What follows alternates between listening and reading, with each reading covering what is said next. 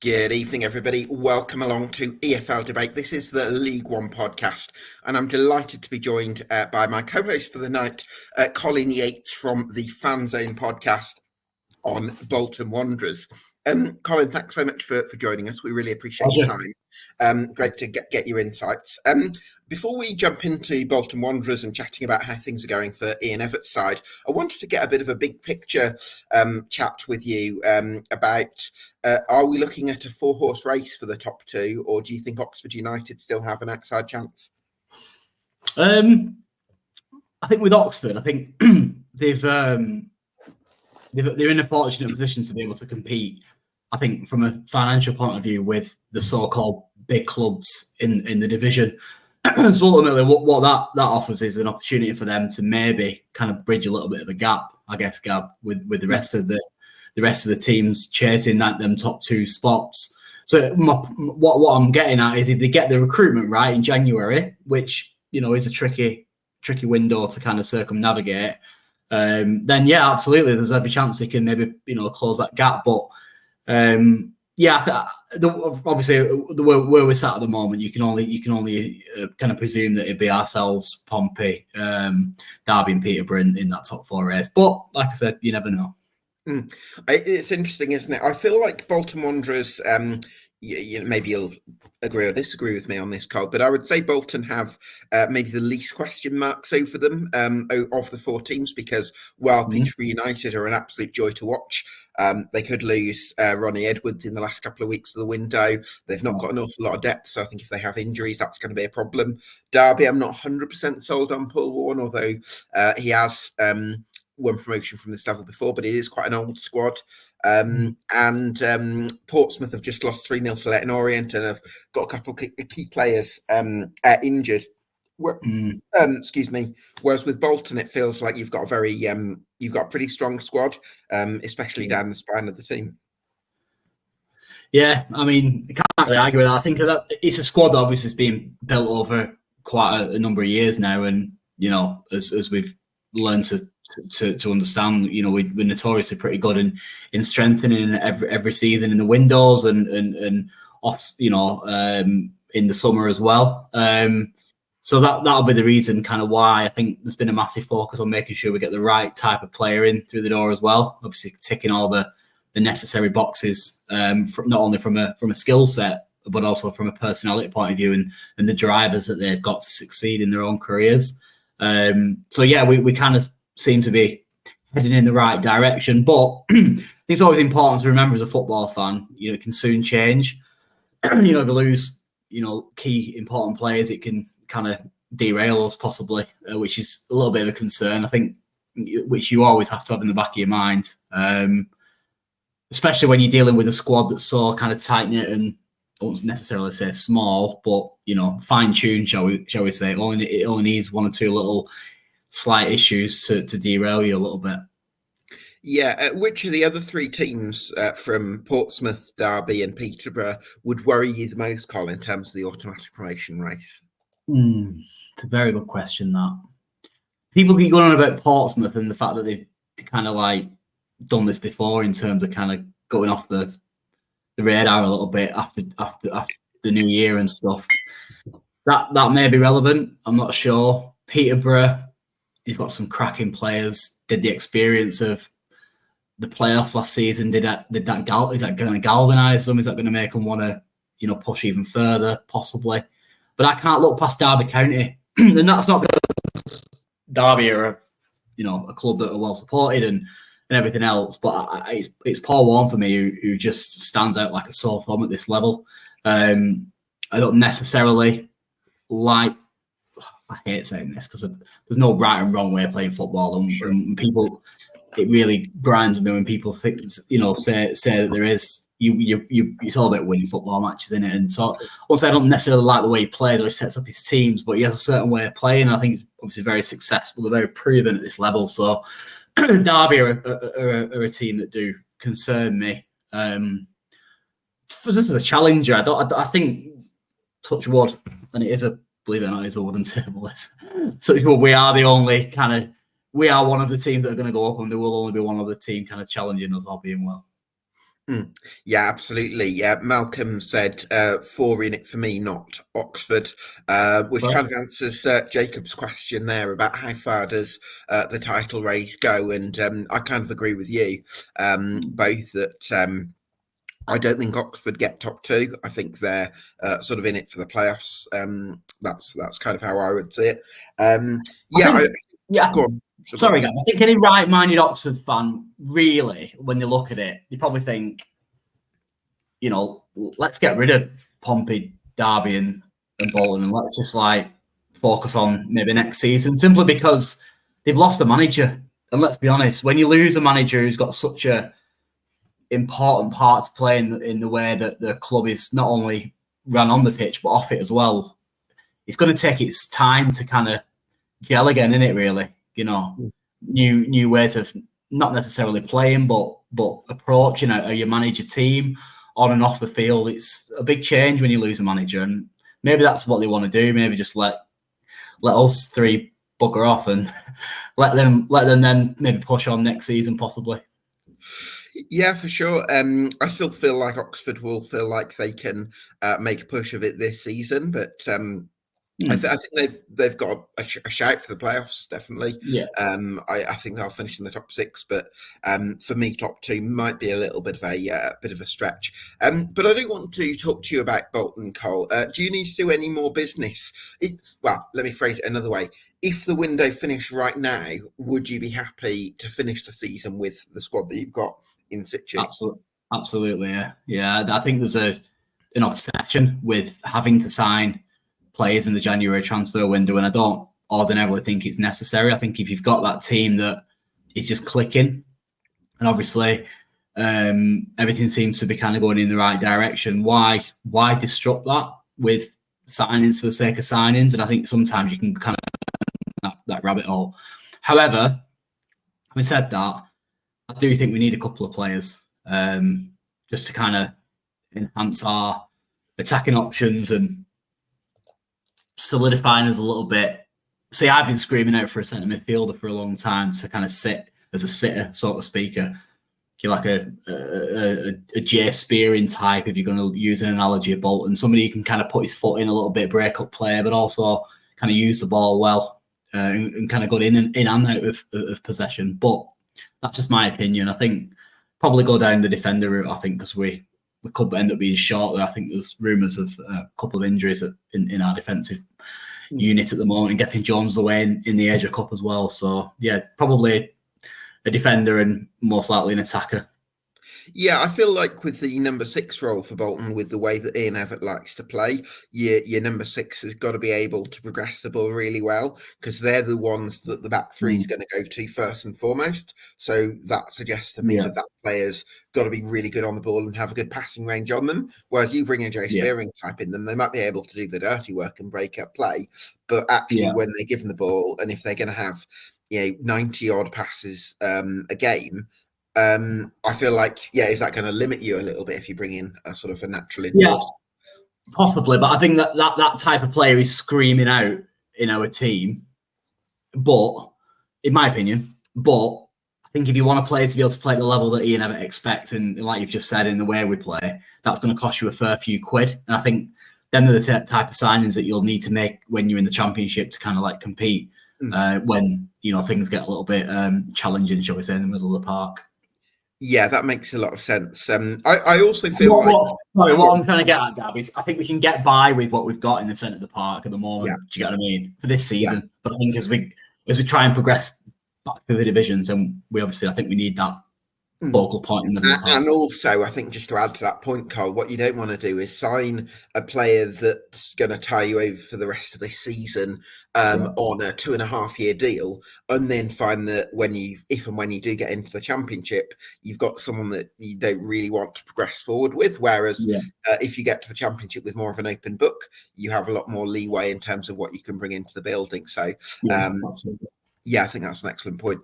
Delighted to bring in our first guest of the night, which is Tim Stoodley from the Yellow Block podcast on Peterborough United. Good evening, Tim. Thanks for joining us as always. Do you know what? I just love watching that front four at Posh. I know we've spoken about it before, but Kwame Poco, who seems to be the creative go-to. You've got Joel Randall, who loves that fizzing shot on the fly. You've got Ephron Mason-Clark, who made his second goal at Charlton last week, just looks so easy. And then you've got Ricky J. Jones, who might not be the main event like Posh strikers have been in the last 10, 15 years. He seems to facilitate the rest of the attack so well. So, and he's got electric pace as well. So that I love watching them play together, and I suspect fans do as well at the moment. Yeah, it's a perfect summary. You've summed up brilliantly there. But also, I think as a Posh fan, we've always been, I suppose, blessed with that expansive, exciting attacking play. But for the first time, certainly in my living memory, and certainly for the last decade or so, we've also got an entire team. That there's no previous Posh sides certainly that have been promoted. It's always been that one player that you pin everything on. It doesn't feel like that this campaign, even from the back forwards now. And as a Posh fan, that feels very, very strange. I'm trying to stay humble and grounded, because January could absolutely be an issue for us if we lose some of those players that you mentioned. But it's so far this season, it is probably the best half of a season I've ever had as a Posh fan. It feels everything is just going right, both on and off the pitch. It's kind of, like I say, trying to stay humble, but it's hard not to get carried away, because as a football fan, it's what we live for, is the kind of season that we've got now. And if we can get through January unscathed, I personally think it will be a two-horse race now between ourselves and Bolton. I think Portsmouth will drop off. But yeah, going back to your point, it's this team is great to watch, and as fans, we're loving it at the moment. Tim, can you define unscathed for the non-Peterborough fan amongst us? Are we talking not losing any other player other than Johnson, Clark Harris, who evidently seems Ronnie Edwards, Cole, I think, is the other one. He's massive. Ronnie Edwards, of course, yeah. I mean, there's pretty much, if you look at the starting 11, any of them, if I'm honest. To be fair, Cole, Johnson got Harris now. I don't think we'd be that upset if he went. It feels like, he's been great for us. He's 2 times Golden Boot winner at this level, and he no longer fits into our style of play. It's almost like that relationship that you have with a partner, where you both love each other still, but it's just no longer right anymore. It feels like that with JCH. But I guess in answer to your question, there are some big names in there. Gab mentioned a few: Ephron Mason-Clark, Poku, Randall, Ronnie Edwards, obviously. But there's so many players in that starting 11. And I do only say starting 11 because I still think we lack squad depth. But certainly in that starting 11, you take out any element there, and I think we're in trouble. Obviously, I've recalled Kyoso, our right back. It remains to be seen how much that will affect us. And not Dara can work his magic to get him back. We'll see. But also, it's those players that don't necessarily grab the headlines. Players like Hector Kiprianou, Archie Collins, the sort of the engine room of the team, to use a football cliche. So it honestly feels like if we lose anyone in that starting 11 at the moment, potentially we could have an issue replacing them. But ultimately, in Dara we trust. He's continually proved that he's got the next young wonder kid waiting if a player does disappear out the door. Yeah, players such as Ricardo Santos, you don't know, be losing players like that. Do you know what? We were never that much of a fan of Ricardo Santos. No, I love that he's gone on to achieve. And there's other players that have done the same. So Mendes Lang is another one that comes to mind. There's several players that have gone on to achieve brilliant careers at this level and above, who just didn't cut it at Posh. If you'd said to me that Ricardo Santos would go on to be one of the best defenders in League One, I would have struggled to take that at the time. Similarly with Mendes Lang, who obviously went on to perform well in the Premiership, but at the time he was destined for non-league from the Posh fan base. So it's really interesting how these players go on to achieve potential that perhaps they just didn't fit in maybe to our ethos perhaps at the club. Sometimes it's right place, right time, innit? That's all that really matters for a lot of players. Yeah, 100%. And I'm really kind of keen to see how this squad develops. You know, we're riding high at the moment, and it's hard to find fault in the team just now, which is great. But certainly, if we can get through the transfer window, maybe even add a little bit of depth potentially. We know we've got a cash windfall coming from either Edwards and/or Ivan Toney sell on. So potentially that will get reinvested. We'll see. So it's yeah, it's an exciting time, and you know, just kind of riding that wave at the moment. Do you worry about? Sorry, Gab. Tim, do you worry about? Not worry. That's the wrong way to say it, but like obviously Peterborough. You look at Peterborough, and you think they do such a fantastic job in generating revenue from the player sales and stuff. But do you worry about where that line kind of is drawn in terms of when that will stop? Because ultimately, you've been in the Championship before. You've not really competed as well as you would probably hope in the Championship. That's probably because you lose players left, right, and centre. But when will that kind of not end? But when will that be less of a regular occurrence to kind of continually sell your players? When are you going to push on? Is what I'm trying to get at. Yeah, and it's a great point. I mean, I think realistically, any club in the EFL has to fall into that bracket of being a selling club, not just because it's how we financially survive, but we just cannot compete with the teams that come in and buy these players. I think it's probably the one issue, if I'm honest, Cole, that polarizes the fan base and certainly turns a large portion of it against the chairman. You know, we've had multiple stabs at the Championship now, and we've always followed the same blueprint and always failed. And I feel like there is a big part of it is the point you've just raised there, which is we have a proven method that works at League One in terms of playing good football and creating money for the club. But stepping up to that Championship, we know it's a big gap, and we can't do it with the young and hungry kind of philosophy that works in League One. So I do feel like there has to be a time where we perhaps adjust that when we make that step up. You would like to hope at the fourth attempt, Dara might have learned his lesson, but we'll see. It's a great point. I feel like we've definitely found a winning formula at League One now. Kind of feels like that's just kind of the every season entitlement for us now, almost, to kind of perform well in this league. But that step up has proved to be difficult. I think a lot of it falls back to the fact that maybe we don't have the fan base to support Championship football. So as much as we make money at League One, which is great, you need more than just that in the Championship, and maybe we don't quite have that yet. But I feel like we're on the cusp of being a sustained Championship team. You know, these experiences of going down and then going back up and back down again, they can only put us in good stead. And with the money that is hopefully going to start coming through the club, I feel like we're nearly there. I feel like if we can survive 2 seasons in the Championship, I think we'll be fine at that point, because then you start to build a squad that's ready for that level.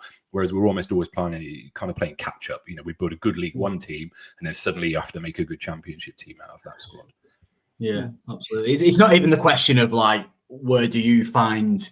Sorry, was it a fan base? What is your ceiling? What, you know, where would you see your club should be? You know, I mean, everybody's obviously got aspirations to be the best they can possibly be, but obviously naturally every team has, or every club has its own kind of, because that's not even a thing anymore. Because if you look at, like, it only needs investment and consistency and continuity. Because if you look at Luton, you know, you look at Brentford, you look at teams, you know, teams of them sizes in terms of fan base and stuff, they're not too dissimilar to yourselves, are they, really, if you look at it?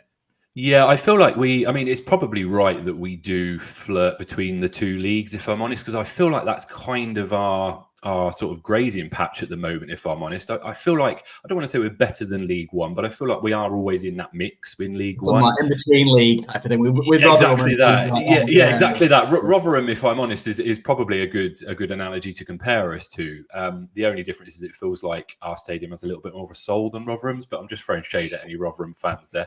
It's it's difficult because we do need to take that blueprint to the Championship. But in terms of our ceiling, personally, and this is just my opinion, it feels like we've hit that ceiling with our current chairman, with Darren McAntony, who, don't get me wrong, has done a wonderful job in making us the team that we are now. But I'm not quite sure he's in a position to be able to take us to that next step. So I suppose it does go back to investment, like you say. Yeah, absolutely. Well, I suppose the windfalls of Tony and or Ronnie Edwards could certainly make a difference, and you've certainly got a few assets as well as a thriving academy as well. So I do think that there's some value at Peterborough. I wanted to ask you, Tim, in terms of the right back situation, you've got Joel Katongo filling in at the moment. Would you be happy for him to finish the season as first choice, or would you like to try and get in another loan? I feel, if I'm honest, I think Kyoto will come back from Rotherham. Oh, you think he will come back? I do. So he was recalled by Rotherham because obviously they're struggling in the Championship. Then he's not made it into a Rotherham squad since then. Now there's noise on social media that he's refusing to play for Rotherham to try and force a move back to Posh, but obviously that's hearsay.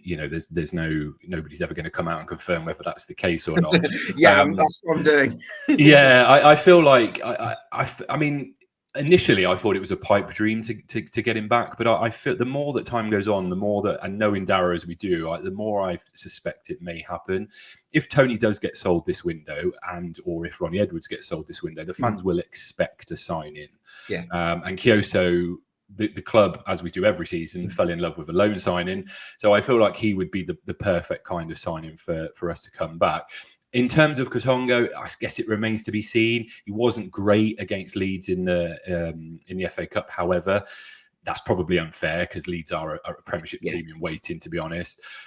It's whoever plays that position has to work well with Kwame Poku. And unfortunately, Katongo hasn't really kind of shown us enough there yet. I think he will be a good player. I'm just not sure he's quite ready for that level of exposure at the moment. On an unrelated note, Arsenal have got to spend £100 million on a centre forward because that's what they need to win the title. So I just thought I'd put that out there, just as a completely separate point. Tim, what do you think? Do you think Peterborough are going to get into the top two? Yeah, I suppose like I alluded to earlier, it feels. I think if we look at the top six, I don't think it will change too much in terms of that half a dozen teams now. I think Portsmouth will continue to slide. I don't see enough in Derby personally, unless they make some big moves in January. I don't see enough in Derby to sustain a top two challenge. So if I'm honest, I think it probably naturally falls between ourselves and Bolton at the moment. So yeah, is the answer to the question. And if I'm honest, it would be, again, trying to stay humble, but it would be sort of unjust if we didn't make the top two this season, only in so much as the football that we're playing this season, in my opinion at least, is worthy of a top two finish. Now, we've gone up before playing worse football. So it would almost be, a travesty in football in terms if we didn't go up this season, based purely on how the team's playing. They deserve it. And, I've not always said that about this team, but they do deserve top two, I think. Well, we'll see. I really want this Peterborough team in a way to go up automatically because you've been so much fun to watch. But I can also envisage a scenario where Ronnie Edwards gets poached plus one of Mason Clark or Poku, and then you don't get PK back, and then you Hector Cipriano and the other one of Poku and Mason Clark gets injured, and so does Joel Randall, and all of a sudden I think it could go the other way. But Sorry, Gab, just to add to that, I think that probably leans on obviously what Tim said before about his confidence in the squad isn't quite as high as the starting 11. That basically backs up what you're saying, doesn't it? Really? Yeah, and you're both absolutely spot on. We've been lucky with injuries so far. We've been lucky with suspensions, and absolutely, a couple of injuries and everything changes. Now we're through that difficult Christmas period, a period where we normally struggle, and we've done relatively well, so that's good. But yeah, outside of that starting 11, I mean, I suppose the best example I can use, anyone that plays Football Manager, load up a Peterborough United save and you'll see what I mean. Outside of that first 11, you've got kind of National League level players. So, a couple of injuries, a couple of suspensions, maybe a sale or two, and maybe we could get into some tricky waters. But this team constantly surprises me. Ultimately, our expectations were low in the summer, and every month you're kind of waiting for that drop in form that just doesn't come. So I'm kind of getting carried away now and kind of feeling like, yeah, perhaps this is our season. And if I having obviously watched everyone that's come to London Road or when we've been playing away, if I'm honest, personally, I feel I feel like it should be Peterborough and Bolton at the moment in terms of the style of football, the way that they're approaching the game. Like I said, the teams that are also in the top 6, I feel like they're probably the 2 teams that deserve it the most. Just kind of touching on Bolton, obviously as well. My thoughts with the Bolton fan base following the incident that happened on Saturday, kind of been pleasant for anyone in the stadium to witness. But from a purely footballing aspect, I feel like Peterborough and Bolton are probably the 2 that almost deserve to go up, just based on how they're approaching the sport that we all love, really. Interesting. I'm all for exactly what you're saying, and I'm all for the way we play personally, although some Bolton fans, believe it or not, aren't. And we do approach the games in the right manner. But obviously, as a 35-year-old who spent a long time watching Sam Allardyce being very successful playing football that isn't the right way to play, shall we say? Yeah. I don't care how teams play personally. I think it's all about winning football matches, and I've seen both sides of what's right and wrong way of playing the beautiful game. It's all about them 3 points. In my, I appreciate what you're saying. You absolutely are spot on. In the idealistic world, those 2 probably are the 2 teams to go up. But it's all about winning, isn't it? So Mr. Warren is the guy that I'm concerned about, if I'm honest. Yeah, it is. I suppose it's there's a time for the pretty easy on the eye football and a time for just digging in, and I guess talking solely about Posh, that's maybe something that we've not necessarily managed overly well before, but this season we are. So, for example, the game we won at Pride Park against Derby a couple of weeks ago, we would have lost that last season without question. You throw away a lead, you go 2-1. We would have lost that. There's been multiple games this season that we would have gone on to lose, that we're now turning into draws or winning. And I think for me, my biggest compliment of this season is coming from when a game finishes, I'll go on to the other team's social media and see the comments from the fans of that team. Not when there's Posh fans baiting them or anything like that, just discussions amongst themselves in their own circles. And consistently what we're seeing this season is teams saying, Peterborough are the best team that have come to this stadium, or that's the best team we've played this season. And I feel like that's the kind of biggest compliment that we can take, really, because they're not saying that to us. That's just a discussion. And most teams, when they lose, will never compliment the opposition. They just blame themselves. So the fact that other teams are going, do you know what? We just weren't good enough, as in the team that they support wasn't good enough. Yeah. Peterborough was so much better than us. That's great for us to read. And I suppose that's what I mean in terms of it would almost feel unjust if we didn't go up. But as we all know in football, nothing is a given, right? Absolutely. Tim, just before we let you go, I would like to bring in Jack from the Rams Review podcast on Derby County, because Tim sort of expressed a few doubts in Derby's promotion credentials, which I probably share, actually. But I just wondered what your perspective was, Jack. Yeah, I mean, I think if you look at the form of late, I think it's 34 points from the last 39 or something silly like that, I read, which, if they keep that up, they'll do it. But the doubts for me around Derby are very much, so I guess, similar to Peterborough, and what you're saying about Peterborough is the squad. If you look at what's happened with Derby in the last few weeks, there's a few more injuries again. And, they lost to Bradford in the Bristol Street Motors Trophy, as it now is. Still having to remember to not call that the Pizza Cup, but here we are. And I guess a great indication of that actually was yesterday. Derby under-21s played Notts County's under-21s.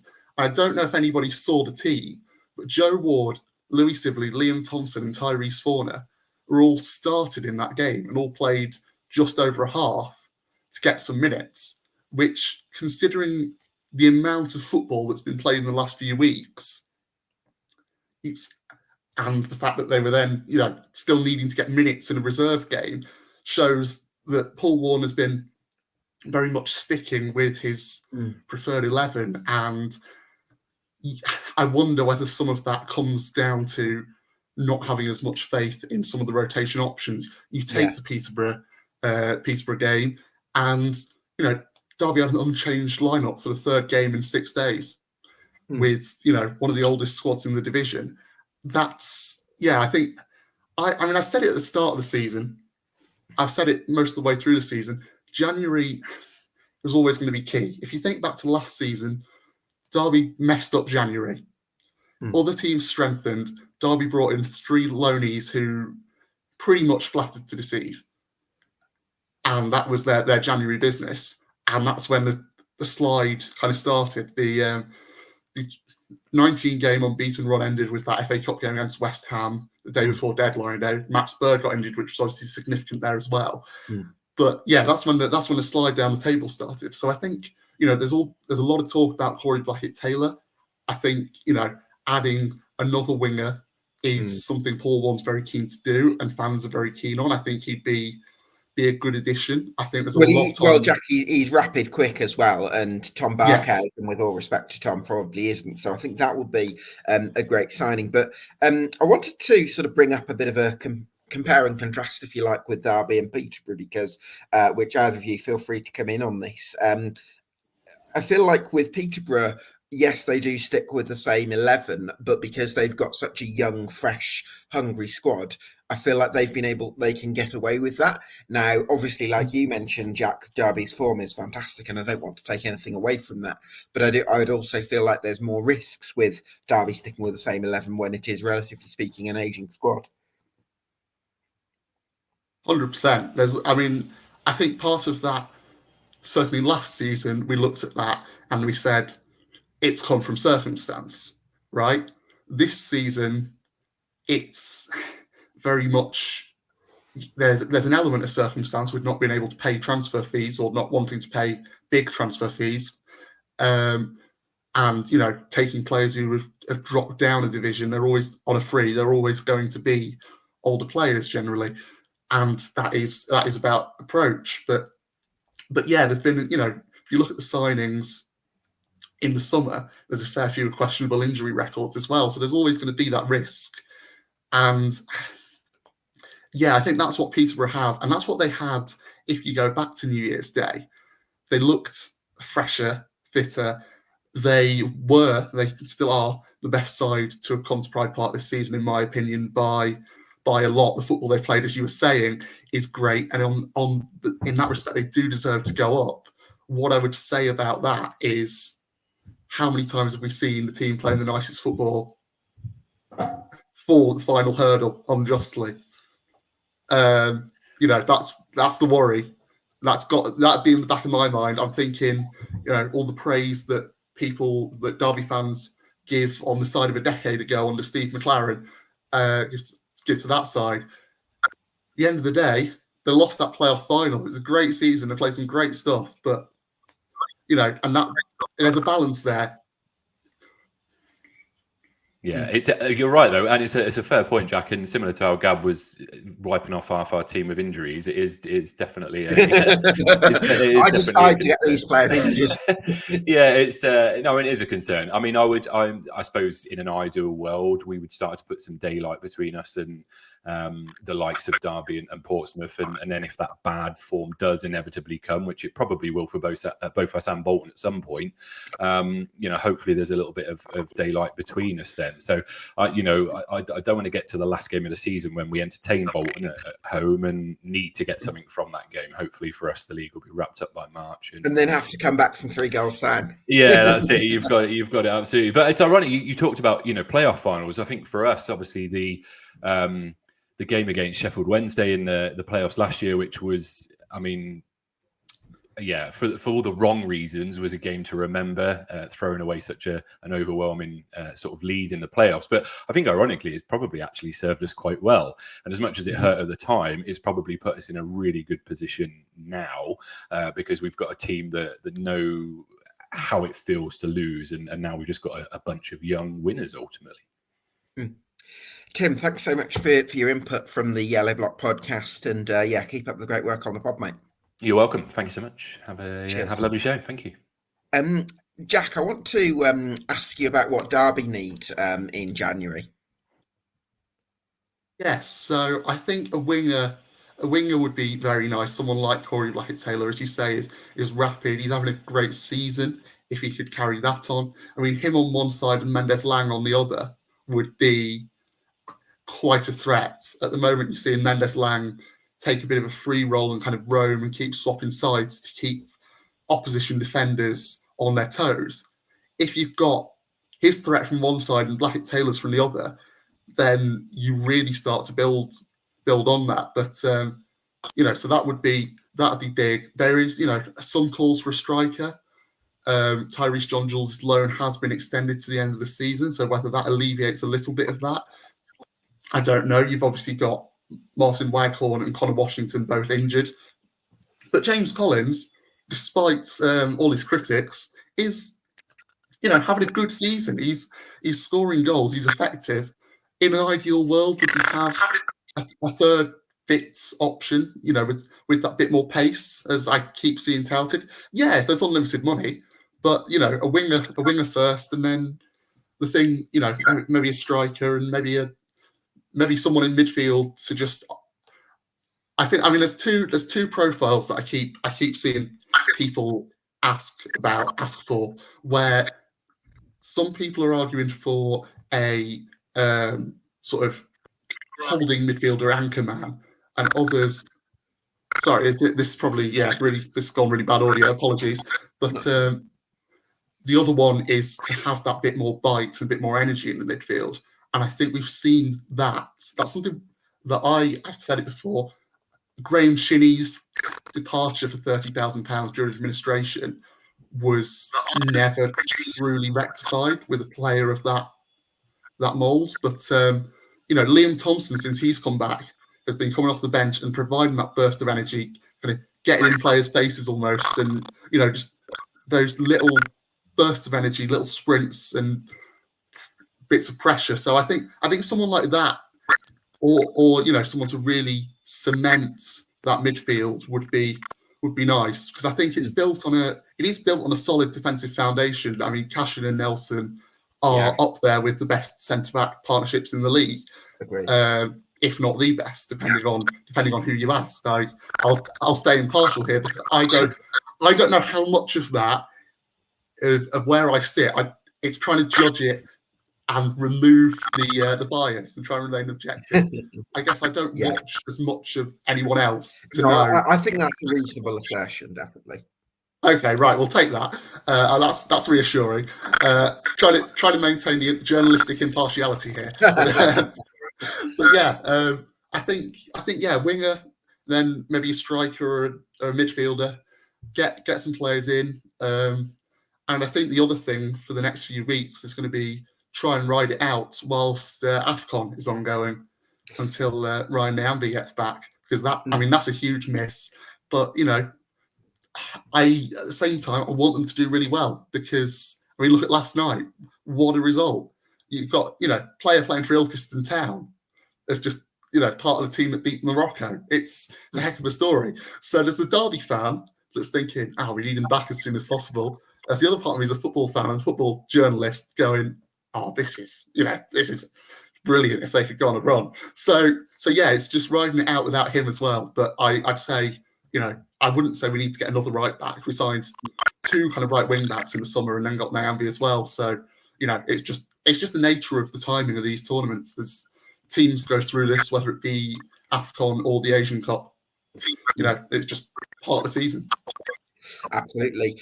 Just quickly, Jack, do you think Derby are getting top two? January right, they'll have a good chance. But I'm going to say they'll probably just miss out. But I think if they keep this form up and the way they're grinding out results like Burton on Monday night, in which they weren't great in that second half, they let it slip, but they pulled it out the bag. And pulling it out the bag is the sign of a team that's going to potentially go up as well, when you can have a off day and still do well. Yeah, I'm at a pretty much 50-50 is what I'll say now, which compared to when we last, that's very optimistic for me. Me, Gav.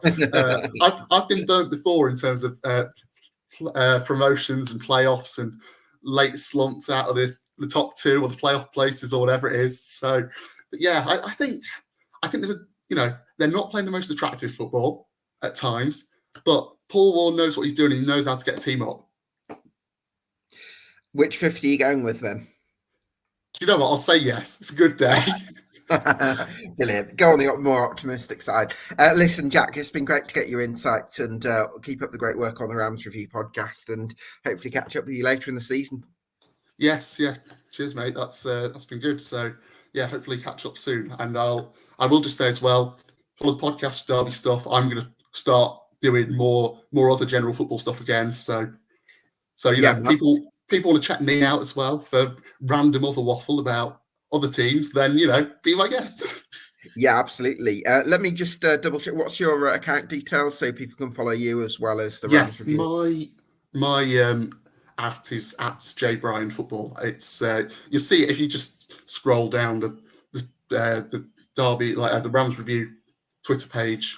I do a lot of the live match day stuff for when we put observations out on there, and often tag myself in it just for that purpose. So yeah, if people want to follow me as well for other bits, watching AFCON and the Asian Cup and tracking all that randomly, then yeah, I'll be doing some of that. Yeah, marvellous. So follow Rams Review 1 and Jack Bryan Football as well for more general football analysis. Jack, thanks so much for your insight, and catch up with you later in the season. Yes, thanks, mate. We'll speak soon. Great. Delighted to bring in our final guest, which is Hugh from the PO4Cast on Portsmouth. Hugh, thanks so much for joining us to lend us your insights. I imagine optimism in the Pompey camp is depleted a little bit in light of the 3-0 defeat to Leyton Orient, along with the season-ending injury to Alex Robertson. So I imagine how bullish Pompey fans are feeling about their top 2 prospects will hinge massively on what happens in the next 2 weeks. Yeah, absolutely. I think the game against Leyton Orient really compounded a lot of fears that we've been seeing trending in the last few games as well. We've really struggled to dominate teams at all like we were earlier in the season. We sort of had, if you look at some of the stats we talked about earlier in the season, we're talking about how Pompey had the best field tilt in the league, dominating teams in their own half, sort of, although they were sort of starting a little bit slowly, sort of wearing teams down and sort of imprinting themselves, on the opposition. But it was an absolute shambles at the weekend. Unfortunately, I was there watching it, and we just outplayed completely by, a Leyton Orient team, to be fair, who, turned up and absolutely played us off the park. And we know Richie Wellens likes to set his teams up to play football as well, but there's some real problems with this team. And I think the January transfer window is going to be so important, really, to see who we can bring in order to sort of steady the ship, I'd say. Absolutely. I feel like we actually went on we discussed on the PO4 podcast, what Portsmouth need, and the key positions were centre back to replace Regan Poole and an attacking midfielder to replace Alex Robertson, and they look like the main ones. At the same time, I think there's definitely a feeling from the Blue Army that although you can sort of make some allowances for not having such important players against Leyton Orient, excuse me, oh, got a cough there. Although you can make some allowances for that, there's also a feeling that something was missing in that game a little bit as well. And do you need to make sure that the players that come in are going to bring the right work ethic and the right mentality that can maybe have a ripple effect on the rest of the squad? Yeah, a ripple effect's really what's needed. If you actually look at what's sort of going on the weekend, it's not just the fact that we've had a few players out injured. It's the consistent performers who actually aren't performing at this moment in time, who had been sort of, carrying the load, I suppose, at the same time. You look at going even further back, you look against Cheltenham. Again, they let's have a lot of the ball. We gave away 2 silly goals, and people like Shaughnessy and that, who's been pretty good all season, ends up sort of getting himself into all kinds of trouble and letting Sirakum, put it into the back of the net, and we lose that game. You look against Exeter again, the players don't really turn up. And although Exeter let us have a lot of the ball in that game as well, you look at it, they had an XG of over 2. Pompey's again under 1. You look at Colby Bishop, for instance, he misses a penalty. He doesn't really do that very often, but he just sort of side foots it against Leyton Orient. It's an easy save. And then again, we can see 2 goals from corners against Leyton Orient as well. Bishop at the near post, and it doesn't mark his man. You sort of you'd back him to clear that header as well defensively. And then again, you look at players who have been both attacking and defending for us fairly well. Jack Sparks, for instance, 6 assists this season. Can't seem to put a ball in the box at the moment. But not only that, but he's also being sort of found out defensively, which is what happened for the first goal, where doesn't track his man, a simple 1-2, laid through the centre, and then suddenly we're already 1-0 down. So it's kind of capitulating around us at the second in time. There's not many players who are actually, pulling their finger out and doing well.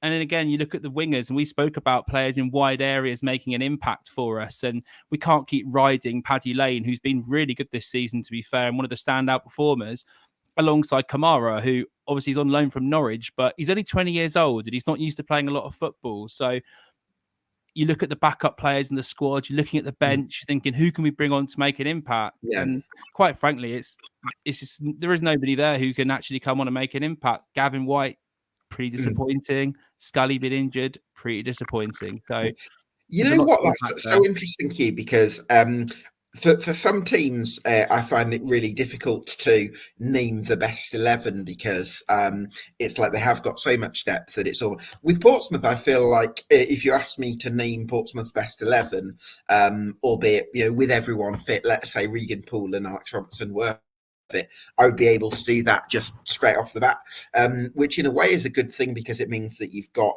a settled side, which is to be valued in some instances. But I think in the second half of the season, it'd be really helpful to have a little bit of depth. And I look at you mentioned Colby Bishop there. Okay, Cassini Yengi did do a great job against Bolton, when he came in for him, but different type of striker. And I feel like having a rotation option for Colby Bishop could be quite a big thing for Portsmouth, so that you're not relying on him quite as much. Yeah, no, absolutely. We do really need a striker to give a bit of backup depth, I suppose, to Colby Bishop. But then you think, how, where, where's that going to come from? And we spoke about on our podcast last week, didn't we, that, who's going to come and sign to be backup striker, potentially number 2, number 3 to Bishop. You're not going to get a young striker on loan from Prem 2, for instance, to come in and just sit on the bench the whole time. Yeah. So do you go out there and get somebody who's not playing from a higher league up, or do you go and get someone from a lower division who maybe hasn't tested themselves as much in League One? And then you're probably going to have to pay a fee if they're playing well at the moment, and how much is that going to cost? So I'm not making excuses, but January is a pretty difficult time to go out and buy a player. And maybe if you're getting a player to fill in a hole to start, it's actually quite a lot easier to convince somebody to come to you. But when you're trying to find someone to give, Colby Bishop a bit of a rest and rotate him and things like that, it's pretty easy said than done, isn't it? Cole, we've talked about Peterborough in the sense that we're probably more worried, although they could do with adding depth similar to Portsmouth, we're more worried about Peterborough in terms of, are they going to lose their key players, and are they going to be able to keep their best 11 fit? Whereas I think with Portsmouth, I know you've taken your visuals off. I don't know if you still there, Cole. Oh, he's gone. Okay, we'll carry on then here. Yeah, I think with Portsmouth, it feels like could do with 4 or 5 additions just to really freshen the squad up. So, are you confident that the board, who have maybe been criticised, have been criticised for a lack of investment in the playing budget, are going to be open to spending? That's the big question with the fans at this moment in time. We're told they're going to go out and try and get players who are going to start in the lineup. They're going to replace Alex Robertson like for like. That's going to be very difficult to do. Let's be honest here. So maybe they know something that we don't. We have spent money in the past on transfer fees. We have spent in January, and you look at players we bought in on a fee. Obviously, Paddy Lane, Colby Bishop, players like that. So the club do have the ability to go and spend money in the January transfer window. I think it's just got to come from a potential shift of focus of how we recruit and how we work, because I completely admire the fact of how Rich Hughes wants to build a team with Messinio, this sort of bringing in younger players, the ability to make it sustainable model. Do they sort of take this long sort of term approach? Do they carry on that sort of pathway?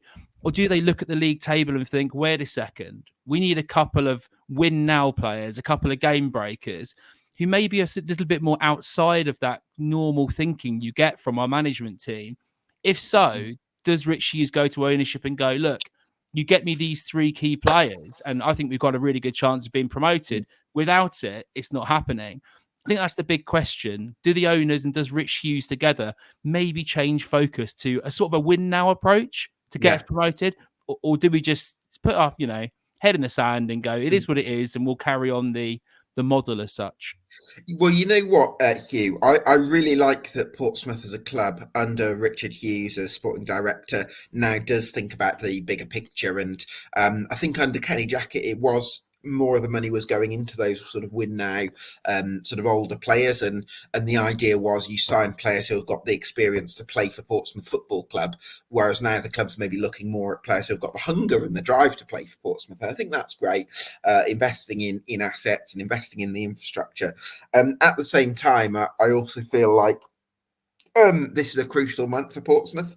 The club has now spent the last, well, you came up in 2017, didn't you? So you've had 7 years in League One, basically. So for me, you've got to, and before that, it was at a lower level. So for me, you've got to try and push the envelope a little bit this January. Not go crazy, but just make the financial commitments required to get the players you need.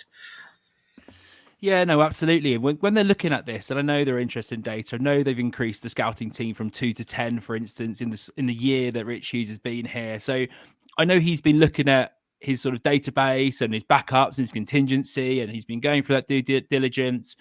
I'm a big fan of Rich Hughes and how he builds teams, so it's definitely not any criticism aimed at him. And I'm really interested to see if they dip into this and go, wait a sec, we can still keep this model whilst maybe investing a bit of cash now, because the risk reward of getting promoted to the Championship and how much revenue that will get you for potentially a couple of key player signings, you have to look at that and say, is it worth the risk? Now, a team like Portsmouth aren't a smaller club, I suppose, with little income, not with huge gate receipts and things like that. So there is the financial money there if they want to invest it into the squad. And when I'm looking at our lack of goals, there's a couple of key bits here. We had 12 set play goals, which is second in the league. Obviously, the final ball isn't really going well, so we're not scoring from set pieces. Is that sustainable, though, scoring that many goals from set pieces? Or do you have to start scoring more goals from open play? And when you look at our open play, it's even more a bit silly. I think we're second in open play expected goals in the league, according to Opta, but we're 12th in actual goals. So there's a clear differential there between our ability to create chances and score, and now we're not really creating any chances. So we need some attacking, players to come in desperately, and maybe a ball passing centre back to enable the attack to get forward, really. Yeah, I think Regan Poole's ability on the ball can't be underestimated. And maybe I would actually look at moving Paddy Lane infield and maybe bringing in another winger. That could be an option to look at. Carl, are you there, by the way? I am, yeah. Sorry, Brilliant. gents. Hugh, I've not even said hello, Hugh, have I really? So I'm having a huge amount of connection issues. We've had a nice close-up of your hair on your arm. Well, yeah, sorry. I mean, people might even turn around and say, I'm surprised even had internet in Bolton. I thought it was just a hamster on the wheel that's keeping everything going. Yeah. The thing is that I don't even live in Bolton, so that's what kind of use that excuse either. Right. Where do you see Portsmouth in terms of the promotion race, Carl? Hey, what a question. You know what? What I would say is, if they do fall off, it's going to be a hell of a shame, because I think we just touched upon the fact that they've been in this damn division for 7 years. I mean, I'm sick to death of it, and we've been in it for 3. So, I mean, God only knows what the Portsmouth fans are feeling like if that does happen. I think a little bit of it might be the players that they've got. I question this with us sometimes when we have bad results. Are they capable of playing for a club like Portsmouth? Have they got the recipe to be that caliber of player to reach the demands of playing for that football club? And that may very well be the issue that they've had from the outside looking in anyway. Looking at it from the outside, are the players that they're signing, are they good enough really to play for that football club in terms of the expectations that are upon them? Is that a thing possibly? Where do I see him in the promotion Well, what I would say is that when we went to Fratton Park a couple of weeks ago, if Dion Charles scores, I think we win that game. I think Dion missed a sitter and they pushed on and our Reds fell off and they got the result. So I'm rambling a little bit. I'm struggling where I see him because I worry about Derby personally because of Paul Warne. And it's looking like the wheels are falling off Portsmouth, which is a massive shame because I'd like to get promoted with Portsmouth personally. Interesting. Hugh, do you have do you think Portsmouth are getting top two? I imagine it's really hard to say at the moment because we don't know who's coming in the next couple of weeks. At the moment, with the squad we have, let's say nothing happens as we are, apart from signing Matt Macy as a decent backup keeper. I think no, it's fair to say. I think we need some additions in order to re-spark the team back into life a little bit here. I just think it is what it is. We've got some key players coming back at some point. Yengi will come back from the Asia Cup. You've got Ogilvy now is back as well at the same situation, so he could be fit for Saturday. Maybe he comes in for sparks and allows that. But you look at the teams around us and you think, hold on a second, everyone's in great form and we're falling off. Mousinho came out in the press, I believe, over the weekend and talked about Sheffield Wednesday's blip at the end of last season, as well as Ipswich's blip earlier in the sort of Christmas time, and how both of them rebounded and came back and ended up getting promoted. Now, not saying that we're the same team in that sense, but it is quite possible you get a situation where a team goes through a sticky spell, considering we actually hadn't really lost a game, had we, for ages going into, I think it was November. So every team could go for a tough spell. So Hugh, can I ask you a quick question? Do you worry about your gaffer making comments like that? Like, if that was Everett and he was referring to teams from last season, I'd be thinking he's feeling the pressure a little bit here. Why is he talking about other teams from previous seasons gone by? Do you get what I'm saying? I do, but I think with Mousinho, if you watch his post-game chats and his interviews and stuff, he's very, very detailed and he talks very honestly for even 10 minutes. He talks about the tactical setup, what was working, what wasn't, other teams, etc., and talks around it. Now we're in a situation where things aren't going as well. Suddenly, bits of that are getting clipped and whacked in the Sheffield Star. So, is that a situation of journalists being more focused on it and taking parts out of it? Maybe more so rather than that. But yeah, of course it is. Joe Morrell came up and said the same sort of thing. He was just like, right, we actually have to prove we're good enough now. We need to step up. So there is definitely pressure. The manager's got feeling pressure. The players are feeling pressure because at this end of the day, that they know that we could have been, I think it was nearly 8 or 9 points clear at one point. And now we're at a situation where, let's be honest, we're probably going to be overtaken by a couple of teams in the next few weeks. Right then, top two, gents. Hugh, if I ask you to pick a top two now, who do you go for? Do you know what? I actually haven't thought about this. I've just been crying about our demise. You've been that for the last 15 years, mate. If I had to pick a top two at the moment, I'm going to go with Peterborough and I'm going to go with Derby. There you go. No Bolton. Interesting. I think Bolton will come third if I'm going to predict us, and then I think we'll be in the mix there with Barnsley and ourselves in the playoffs there. I think that's where we are generally. Interesting. Cole, what do you reckon? Mainly due to the fact that I think they'll bring in a couple of players that I think can impact their first team, and they've got probably the most experienced manager in the division in terms of getting teams out. I'd say ourselves, and I'll say Derby as a top two. Interesting. Okay. I said, yeah. Go on, Carl. No, I was going to say I do know that we'll bring in a couple of players that will just enhance our squad and possibly our starting 11. But we don't really. I won't be that fussed if we didn't bring anybody in because I know we've got the squad and the starting 11 to end where we expect to be at the end of the season. So for me, I'm very confident that Bolton get top two personally. And I think it's between Peterborough and Portsmouth. And while it is very tempting to go with Peterborough based on how they're looking at the moment, I think that the likelihood is that they'll end up with a weaker squad than they currently have, whereas I expect Portsmouth's squad to get stronger, and I think they'll bring in 4 or 5 additions in the next couple of weeks, personally. Now, I am hanging my hat on that, and I'm going on this a little bit based on the fact that Portsmouth were my pick before the start of the season, and I don't want to go away from that.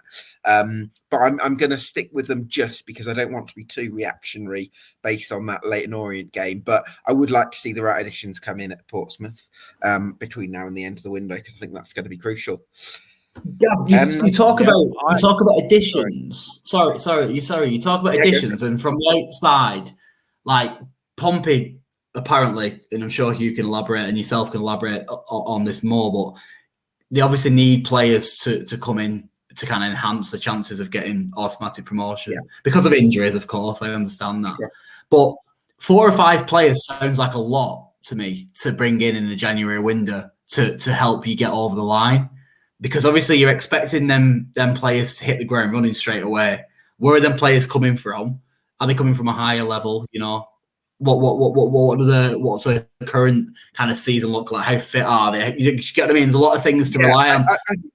What I would say though, Colin, is it's not necessarily about the individual contributions of the players themselves. I think that the right 4 or 5 additions would actually have what we discussed as a ripple effect on the rest of the squad. So if you've got some competition for Jack Sparks, for example, I think he's going to up his game. I think if you've got another striker coming in, Colby Bishop's got to raise his levels. I think you bring in an attacking midfielder or a wide man, all of a sudden Paddy Lane and Abu Kamara have got to play for their places. So I just think it's that ripple effect and that freshness, and I just think some fresh legs coming in is going to lift Portsmouth. Now, I do hesitate a little bit saying that. I can't lie, because I do look at Peterborough and I think they've got a blueprint in place, but I'm also worried about that blueprint maybe being disrupted between now and the end of the window, whereas I think Portsmouth are going to get stronger with their addition. So that's why I just edge it towards them.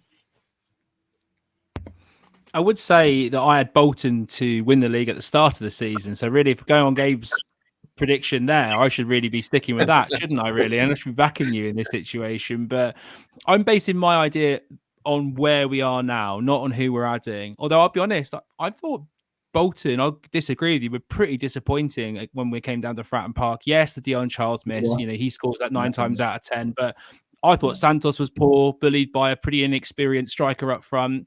I thought your passing game wasn't great in that either. I thought you looked pretty average. And whilst I've watched a lot of games where you've played very well, I'm not blown away by Bolton at this moment in time, just in the general situation. It'll be interesting to see if you do end up in the playoffs, whether you have another gear to step up, because you play nice football. I like Ian Everett. I think your recruitment's good. I like your structure. You're only going in one direction, let's be honest. But at the same time, do you have the ability to maybe switch it up, play a bit different, have a plan B if a team comes and maybe gets in your face and stifles you, but also has the quality to score on the other end? I'm still not 100% convinced, like I am maybe with someone like Derby, who I see etching out results as they go through the season and finding a way to win. That plan B that often people refer to, not referring to rival fans, more our own fans, actually. I'm not a massive advocate of that. I think what you need to do is you just make plan A better, stick to what you're good at type of thing, and stick to your game plan, make plan A as best you could possibly make it. However, having said that, if you ask a Luton fan, now Luton are, I can't believe I'm saying this, but they're a bit of a blueprint to what we want to achieve as a football club in terms of being back at that top table. If you ask a Luton fan over the course of the last couple of FA Cup games, their opinions on us, especially last night where we were arguably the best side, and unfortunately we got knocked out, but for over the 90 minutes we were probably the better team. We had that plan B. They were pressing us immensely from the front, like I've not seen a team do since Ian Everett's been in charge, at the club. And we were going direct, we were going over the top of them, we were causing them a lot of problems. So maybe that plan B that you're referring to, and that going up a gear and changing it a little bit is very present within the squad. They just choose not to, because ordinarily they don't have to. Going back to that Portsmouth game, I do genuinely think once Dion missed that sitter, let's be honest, it was a sitter.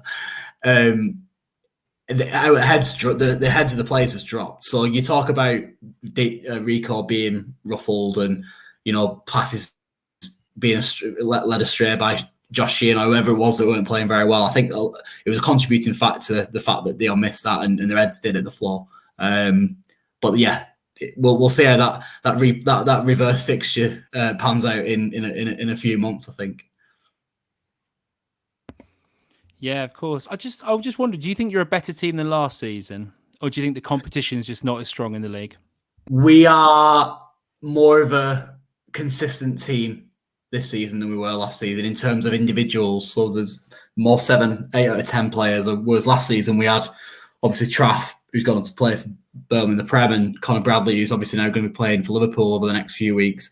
They were like your superstars, if you will, in the team. And I think there was there was a bit of an imbalance in terms of the team and the squad because of how good them two were. Where this season we've got more 7 or 8 out of 10s, and I think that's why we seem to be gelling better. As well as the fact that the competition isn't quite as good. Let's be honest, Ipswich spent silly money to get out of this division, and as did Sheffield Wednesday and less so Plymouth. But yeah, combination of the two, Hugh, to answer your question. Yeah, absolutely. Well, listen, gents, thanks so much for your input. It's been great to chat about the League One automatic promotion race. Special thanks to Cole for stepping in as co-host. Always great to get your insight, mate. Thanks to Hugh from the PO4Cast and Pompey News Now. Thanks to all our guests and to you for watching at home. This has been the EFL Debate League One podcast. We'll see you again next week. Thank you. Thanks, guys.